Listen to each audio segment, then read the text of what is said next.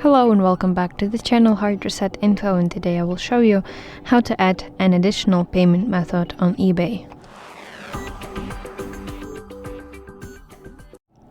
So firstly, open eBay application on your device and then navigate to the section My eBay that is located at the bottom side of the screen. Then scroll down to the account section, and now we need to enter payments. So if you already have some credit cards and you want to add a new one, you need to press this button, Add Cards and Accounts, and then eBay has a function to to have different payment options for different types of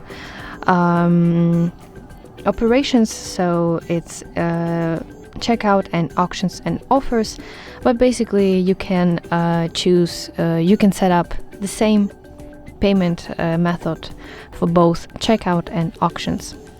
So for example, let it be auctions, and here we need to choose the payment method, so it's credit or debit card, PayPal or Venmo, for example, credit card, and now enter all the information about your credit card. So it's card number.